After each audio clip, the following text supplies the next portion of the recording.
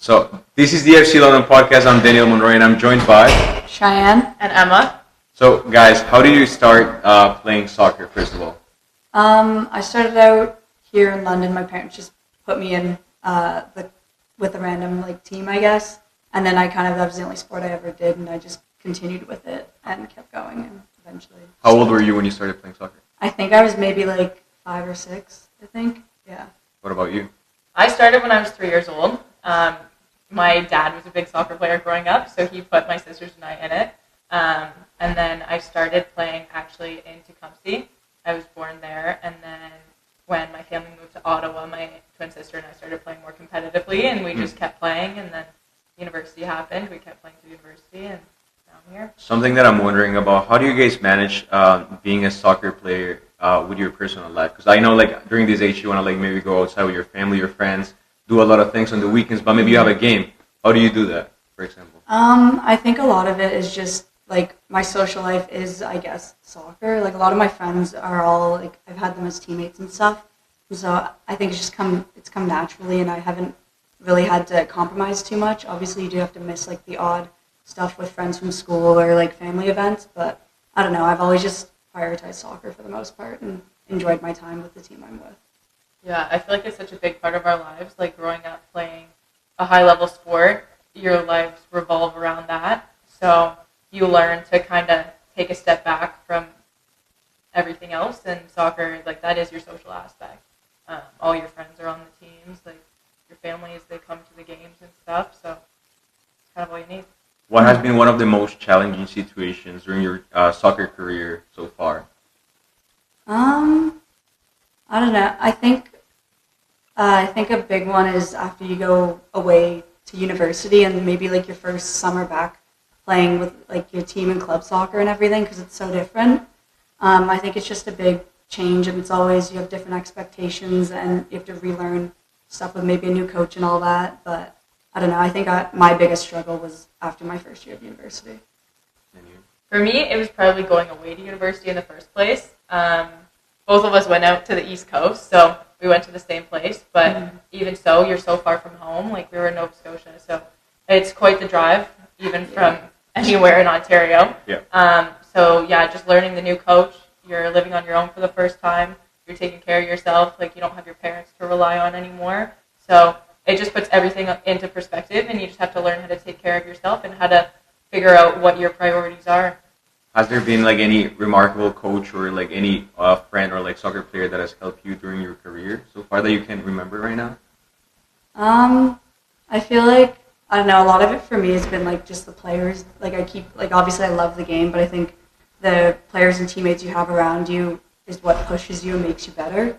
I think, I was lucky enough, I go to St. FX, and Emma already went there when I showed up, and I just think and now she's graduated and I'm still there, and we're still very close and good friends, and I think that was her and I were able to push each other and have fun and all that, and now we're here and we get to play together in the summer again, so I'm having fun and I'm enjoying it, and I think it just pushes us to get better.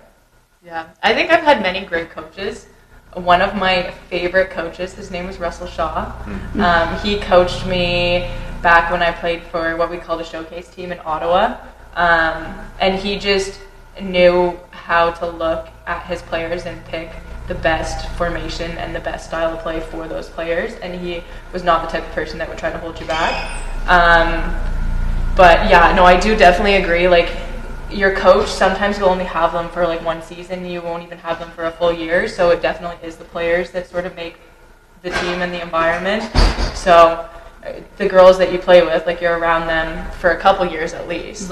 We've been playing together for 3 years now, so we still have that friendship, and that's kind of what matters most, and that'll bring you up or bring you down. You told me you guys are really close friends. That's something I'm impressed about. I want to get into it a little bit. How do you guys meet? And also another question, there's 2 questions there. How do you guys meet? And the other one, if that relation translates into the pitch as well. So when she was already at St. FX, like I mentioned. She was in her 3rd year when I was just in my 1st year. Yes. And I think, like you said, with the how it translates on the pitch, her and I were also playing on the same side. She was on left fullback and I was on holding mid, and so her and I got to like combine and do a lot of stuff in our first year on the field together. And I think it just like mostly started with us having like a friendship and everything off the field, which translated back onto the field. Yeah. Yeah, I think even like our personalities. Like, when we're together, like people know that we're together. Yeah. Like we're two people. We're not afraid to push each other. Like we'll annoy the heck out of each other, but at the end of the day, we'll still be friends. And I think it just comes down to like we have fun together. I want to go back a little bit about the positions you guys play. Because like that, sometimes that happens that you tend to be really good at a position that you don't really like. How do you guys like I don't know ended up like being or playing in the position that you guys play now? Growing up, I was like more of an attacking mid type player, and then I kind of just stopped scoring goals. And so when that happens, you kind of got to find a different spot to play. And it just happened that I just like naturally got put into like holding mid 6, 8 sometimes. And yeah, I've just been there since, and I enjoyed it. I have a lot of fun. So. Yeah. What about you? I started off as a striker, actually. Okay. Crazy. Yeah. Kind of the same relation, yeah. Yeah. But then, like, I played on a team once where we had a lot of issues getting the ball up the field and, like, building out of the back. And one of the coaches, he looked at me and he was like, "You are too fast to be up there for us not to use." Because I always ran track growing up. Like, my family, my parents put us in so many different sports. So he moved me out wide because he was like, "Well, we might as well like get you running a little bit." And then from there, I just enjoyed it. Like I enjoy the freedom the position gives, but you still have responsibilities both attacking and defending. And from there, I just kept playing it and never turned back. You say you've been playing any other sports when you were like growing. Yeah. Why do you choose soccer in the end? Both of you guys, for example. I only ever got played You only into play soccer? Okay, Yeah. okay. That's the only decision you have. Yeah. What about you? What about you? Well, I love the team environment.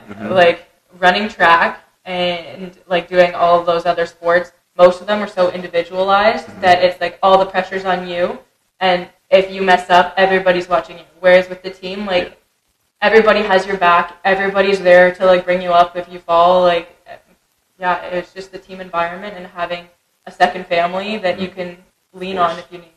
That's right.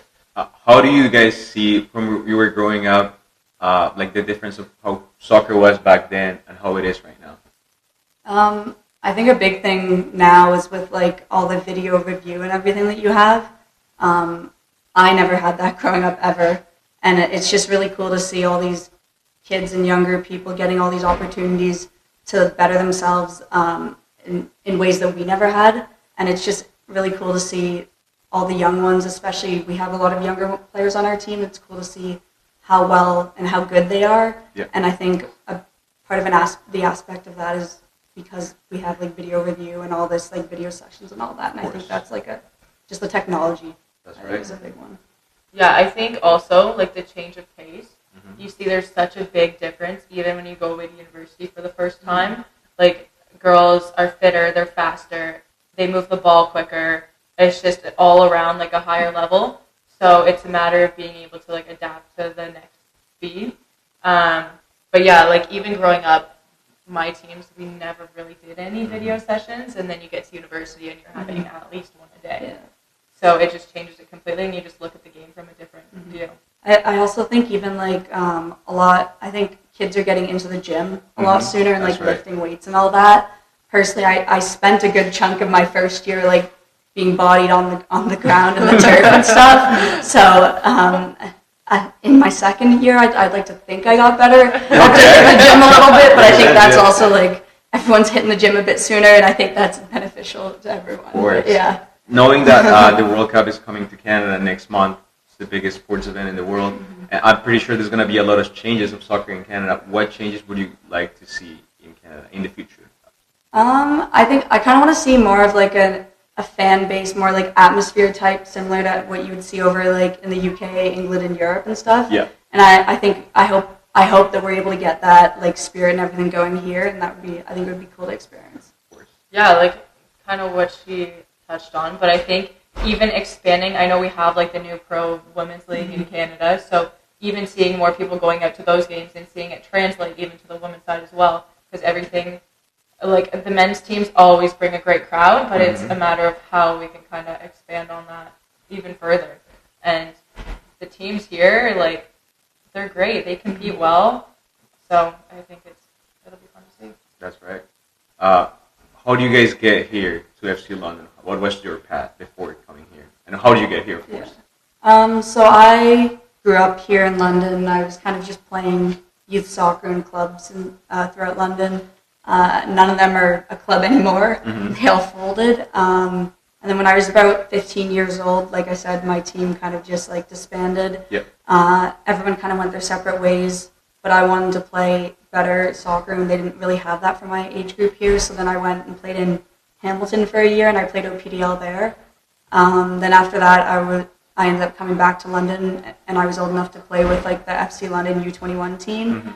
And then I kind of just played there. I think I was in like grade 9 or 10 when I joined. Okay. And I was kind of just grew up like from there playing between the reserve team and the first team. And then just before I went off to university, I was on the first team. And then I left. Yeah, no, I came back, played here for a year. Then last summer I played in Calgary, and then I'm back here again in London.